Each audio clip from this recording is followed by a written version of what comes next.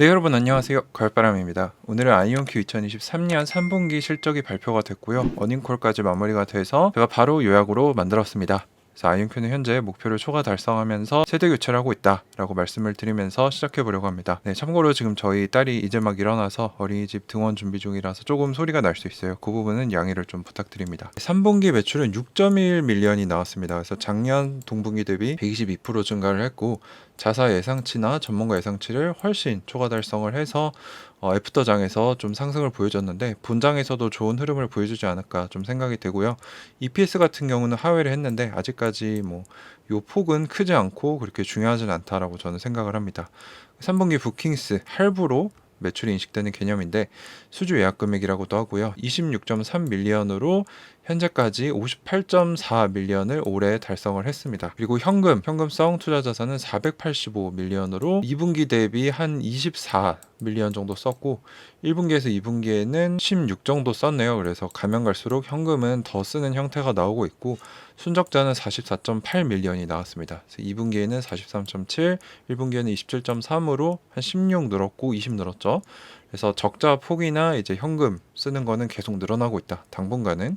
그리고 어드저스티드 에비타도 22.4 밀리언 적자가 났는데 2분기 19.4, 1분기 15로 적자는 계속 커지고 있고 현금도 써가고 있는 상황입니다. 그래서 이제는 성장을 하면서 흑자 전환을 지속적으로 위해 노력하는 단계가 되고 있는 거죠. 그래서 R&D 제조 역량에 크게 투자해서 적자가 나고 있다라는 얘기를 들었고요. 그래서 매출은 상회, EPS는 하회했는데 매출이 이제 20% 이상 상회를 하면서 좋은 모습을 보여줬다라고 저는 생각을 합니다. 자, 그리고 가이던스를 보면은 2023년 예상 매출은 원래 18.9에서 19.3 밀리언을 예상했는데 상향했습니다. 21.2에서 22로 상향을 했고, 부킹스 역시 퀀텀 바젤 그 양자 컴퓨터 2대 판매권 나왔을 때 한 번 상향하고, 2분기 실적 발표 때 한 번 상향 더하고, 이번에 또 상향을 해서 60에서 63 밀리언이 나왔습니다. 이렇게 상향을 한다는 거는 회사 입장에서는 좀 낮게 잡고 그냥 조금 넘으면 되지 않냐 이렇게 생각할 수도 있는데, 계속 상향을 한다는 거는 그만큼 재무적으로 자신감이 있다는 걸 보여주는 거기 때문에 저는 긍정적이다라고 생각을 하고요. 4분기 예상 매출은 5.3에서 6.1 밀리언을 예상하고 있는데, 3분기 원래 예상이 4.8에서 5.2였는데 6 밀리언이 넘게 나왔죠. 그래서 예측치 상단인 4분기에도 6 밀리언 이상을 기대해봐도 좋을 것으로 생각이 됩니다. 참고로 3분기에서는 제가 요 수준에서 5 밀리언 정도 기대해봐도 될 것 같다 했는데 실제로 초과 달성을 한 거죠. 그리고 부킹스 같은 경우도 아까 이제 3분기까지 58.4를 달성했다고 했잖아요. 58.4면은 이제 조금만 더 하면 1.6에서 2만 더 하면 60에서 63 밀리언 도달하기 때문에 충분히 달성 가능하다, 상향을 했지만 그렇게 생각을 하고요. 참고로 S3 Shelf Registration이라는 공시가 내일 나올 건데, 이게 뭐냐면 별도의 주주들에게 허락을 받지 않아도 주식을 추가 발행할 수 있는 공시입니다.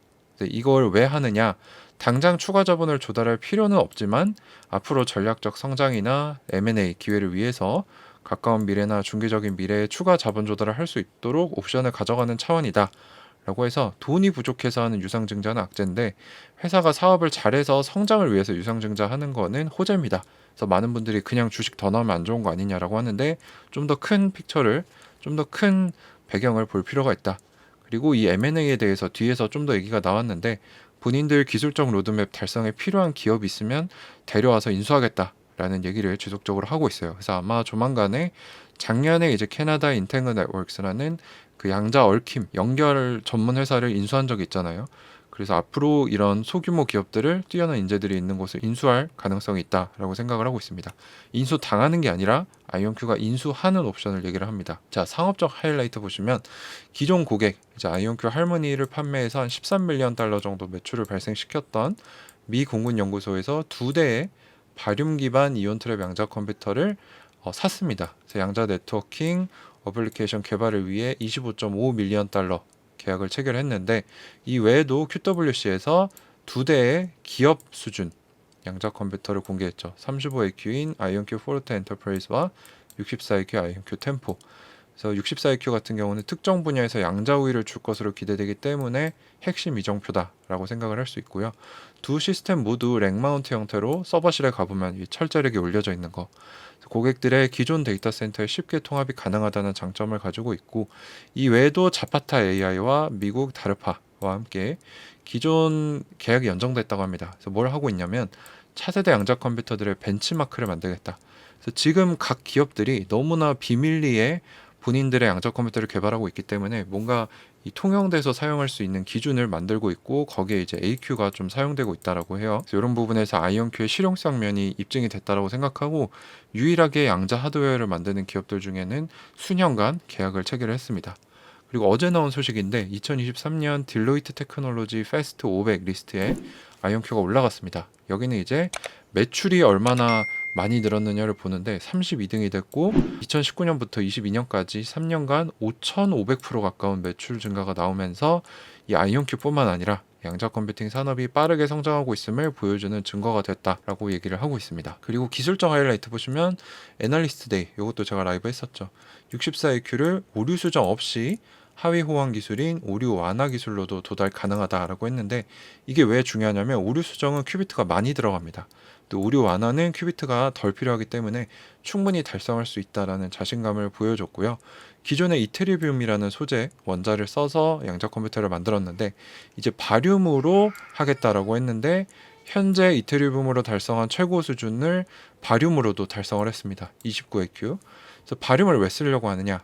이제 근본적인 내재적인 오류율이 낮고 레이저로 다루기가 쉬워서 더 많은 큐비트를 넣기가 좋다라고 합니다. 그래서 아이온큐의 차세대 원자로 지정이 됐고 대규모로 조달을 할 수 있도록 이제 미 에너지국과도 계약을 체결한 바 있죠. 그래서 양산을 위한 준비는 이미 돼 있다라는 게 알려져 있고 2025년까지 64AQ를 달성하겠다. 그래서 64AQ면 특정 분야에서 양자 우위를 보여줄 것이고 양자 우위는 이제 슈퍼컴퓨터보다 뛰어나지는 것을 얘기를 하고 아이온큐 양자 컴퓨터를 더 이상 기존 컴퓨터로 흉내내지 못할 것이다 라고 해서 2025년이 또 다른 핵심 관전 포인트가 되겠습니다. 그래서 아이온큐 템포는 한 가정용 냉장고 하나 정도 사이즈를 목표로 하고 있는 것 같아요. 자, 그리고 무엇보다 Q&A 하이라이트입니다. 이건 이제 어닝콜을 직접 안 보신 분들이면 뭐 알 수가 없는 부분인데 여기서 상당히 중요한 얘기들이 많이 나와요. 중요한 질문들 몇 개만 가져왔는데 M&A는 무슨 얘기냐?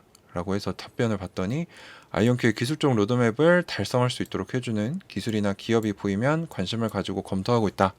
그래서 작년에 한 인원이 10명 정도 되는 양자 얽힘 전문 기업인 캐나다의 인탱글 네트워크스를 인수해서 지금 아이온큐 캐나다가 됐죠. 그래서 이런 식으로 소규모 기업들, 기술력이 있는 기업들을 발굴을 해서 데려올 생각이 있다라는 얘기이기 때문에 이런 전략적인 성장을 위해서 유상증자하는 거는 주가에 오히려 나쁜 영향이 아니고 저는 장기적으로 호재다라고 생각을 하고 있고요. 크리스 먼로 교수님 얘기가 나왔습니다. 이 두 명의 설립자는 상징적인 존재이다. 크리스 먼로 교수님 같은 경우는 아이온큐의 물리적 연구는 해결되었다라고 주장한 첫 사람이고 아이온큐는 이제 연구에서 엔지니어링 단계로 진입하고 있고 크리스가 듀크 대학으로 돌아가도 기존의 아이온큐와 듀크 대학은 계약이 있기 때문에 기존에 이 사람이 낸 연구 결과는 아이온큐로 가져와서 독점적으로 상용화를 할 수 있습니다. 아이온큐의 매일 운영에는 영향이 없다. 그전에도 크리스 먼로 교수에게 직접 보고하는 사람은 없었다. 그래서 고문과 비슷한 역할을 했고 제가 보기에는 크리스 먼로 교수님은 약간 고문 역할이었고 김정삼 교수님이 이제 실무에서 CTO로 좀 깊게 관여를 하셨고 밑에 리포팅 라인도 많은 것 같습니다. AFRL 미공군연구소 2대 퀀텀 바젤 양자 컴퓨터 2대 이렇게 판매가 됐는데 규모도 한 350억 원 정도로 비슷하죠. 계약건들의 매출 인식은 어떻게 되는가? AFRL 같은 경우는 양자 네트워킹을 목적으로 하고 있고 퀀텀 바젤은 양자 연산을 하는 게 목적이다. 그 매출 인식법도 다르다. 퀀텀 바젤 건 같은 경우는 2개의 컴퓨터가 현장에 배치돼서 약 5년간 사용될 예정인데 첫 양자 컴퓨터가 고객 사이트에 배치가 되면 그때부터 매출이 인식된다. 그래서 요건 한 1년 정도 걸릴 것으로 보이고요. 1년 후에 매출로 인식이 되고 이제 공군연구소 같은 경우는 실제 양자 컴퓨터라기보다는 더 작은 네트워크 노드를 배치시키는 것이다 라고 합니다. 그래서 모든 매출 인식에 18개월 걸린다. 그러니까 18개월 동안 앞으로 쭉 인식이 되고 있다. 그래서 이 두 계약 매출 인식법이 다른 이유는 계약의 달성 경과 퍼센티지가 기준이 되기 때문이다. 그래서 현재는 AFRL 매출이 인식이 되고 있는 거고 한 1년 뒤부터 퀀텀 바젤 매출이 인식된다. 이렇게 생각을 하시면 될 것 같습니다. 자, 그리고 AFRL 계약이 기존과 다르다라고 했는데 부연 설명을 부탁한다라는 질문이 나왔어요. 그래서 공군연구소가 하려는 거는 아이온큐 양자 컴퓨터를 받아서 기존에 그들이 쓰던 하드웨어에 합쳐서 양자 네트워킹을 해보려고 하는 거라고 합니다. 그래서 궁극적으로는 양자 인터넷 개발을 위해서 하고 있다. 그래서 커스터마이징이 들어가고 큐비트 숫자가 크게 중요하지 않다. 그래서 약간은 기존 이런 양자 컴퓨터 모델들과는 다른 장치를 판매를 한 것 같아요. 그래서 발용 기반이지만 기존 시스템과는 다른 커스터마이징된 양자 컴퓨터 장치로 보이고, 양자 네트워킹, 궁극적으로 우리는 양자 인터넷으로 가게 될 겁니다. 왜냐면 지금 인터넷 그리고 또나 암호화는 해킹 위험이 있기 때문에. 그래서 이런 개발을 위해서 아이온큐에 이런 양자 컴퓨터를 2대나 300억이 넘는 돈을 들여서 사서 미 공군 연구소가 쓴다는 거는 저는 강력한 좋은 신호다라고 보고 있고요. 양자 네트워킹은 아이온큐의 여러 매출 파이프라인 중 하나이다 라고 얘기를 하고 있습니다. 자, 그래서 재무제표를 잠깐 보면은 지금 순적자가 늘어나고 있는 이유 중에 하나가 R&D나 마케팅, 세일즈 쪽에 돈을 많이 쓰고 있습니다. 그래서 작년 동기 대비 뭐 한 2배 또는 이 세일즈 마케팅 한 4-5배 늘어났네요. 이런 부분은 저는 크게 나쁘다라고 생각하지 않습니다. 이제 개발을 해서 판매를 해야 되기 때문에. 그래서 이런 면에서 적자폭이 늘어나고 있는 거고, 회사가 성장하는 단계에서는 불가피한 것이기 때문에 지금 당장 적자 걱정을 저는 하고 있지 않습니다. 자, 그래서 저 의견은 뭐냐? 오늘 어닝콜은 특별히 시애틀 제조 공장에서 진행이 됐습니다. 그래서 제조 공장은 이미 업무가 시작한 것으로 보이고요. 공식적으로는 4분기에 완공을 목표로 하고 있습니다. 그래서 이 부분이 저는 상징적인 의미가 있다라고 생각을 합니다. 유상증자의 가능성은 현금 부족이 아니라 기술적 목표 달성, 사업 확장을 위해서이기 때문에 만에 하나 하게 된다고 하더라도 저는 뭐 나쁘지 않은 소식이다. 네, 그리고 작년의 목표는 내년, 즉 2023년에 양자 컴퓨터 실물을 판매하는 거다라고 했는데 실제로 올해 4대나 판매했습니다. 여기서 나온 매출이 650억이 넘습니다. 그래서 저는 아이온큐 경영진들이 이렇게 말을 뱉었을 때 그것을 지키고 초과 달성한다는 점에서 이 회사를 신뢰하고 집중 투자하고 있다는 거죠. 그래서 이런 뉘앙스를 여러분들이 느끼시면 좋을 것 같고, 최근 뛰어난 임원진들이 계속 합류하고 있습니다. 뭐 애플, 마이크로소프트, 구글, 아마존 등등.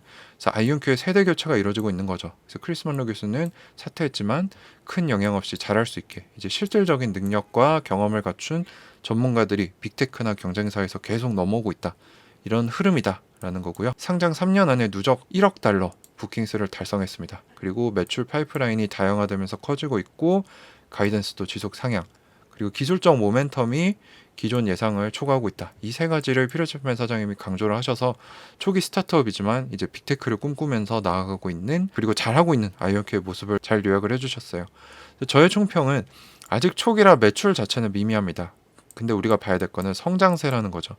상장 후에 아이온큐는 꾸준히 목표를 달성하고 실질적인 매출, 인력, 기술력 면에서 성장하고 있습니다. 이게 숫자로 보인다는 거죠. 근데 빅테크 양자 컴퓨터 사업은 보이지가 않습니다. 그 사람들이 따로 양자 컴퓨터 관련된 매출이나 인력이나 이런 걸 공개를 안 하거든요. 그래서 거기랑 비교하기는 어렵지만 이제 뭐 리게티나 디웨이브 같은 양자 스타트업 중에서는 단연코 1위입니다. 그래서 리게티나 디웨이브 같은 실적은 내일 나오니까 제가 또 다루겠지만, 이미 저는 아이온큐가 비슷한 사이즈로 시작했던 기업들 중에서 유일하게 살아남아서 성장하고 있기 때문에 선도그룹에 들어간다라고 생각을 하고 있는 거죠, 아이온큐를. 그래서 와인이 숙성되고 아이가 자라는데 오랜 시간이 걸립니다. 그래서 저는 최소 10년은 봐야 된다라고 생각해서 2021년에 2030년 아이온큐 주가 100불 목표로 시작을 했거든요. 그래서 너무 단기적인 관점으로 보시면 안 되고요. 양자 컴퓨터는 진짜 하이리스크 하이리턴입니다. 하이 로스가 될 수도 있죠. 그래서 꾸준히 모니터링 하면서 이게 양자 컴퓨팅이 진짜 나의 다음 W인가를 살펴봐야 될 거고, 그 외에 다른 W들도 지속적으로 살펴봐야겠습니다. 네, 그래서 아이온큐 23년 3분기 실적 발표 어닝콜 총정리했고요. 목표를 초과 달성하면서 세대 교체가 이루어지고 있다라고 요약을 할 수 있을 것 같습니다. 네, 도움이 되셨다면 구독 꼭 부탁드립니다. 이제 10만 구독자 목표로 가고 있는데 많은 분들이 아직 구독 안 하셨어요. 구독만 해주셔도 제 활동에 큰 도움이 됩니다. 그리고 이 외에도 제가 이제 차세대 다음 W를 찾기 위해서 가을바람의 경제적 자유 연구소라는 멤버십에서 여러분들이 저한테 하루에 1,000원만 투자하셔서 월에 3만 원이면 뭐 제가 보고 있는 차세대 종목들, 또 저는 어떻게 공부하고 어떻게 부자 마인드 세팅을 해서 1,000만 원으로 20억을 만들었는가, 이런 얘기들을 하면서 또 오프라인 미팅도 자주 하고 이런 것들을 하고 있기 때문에 고정 댓글 참고하셔서 많이 합류해 주시면 아마 투자에 도움이 많이 되실 겁니다. 끝까지 시청해 주셔서 감사합니다. 가을바람이었습니다.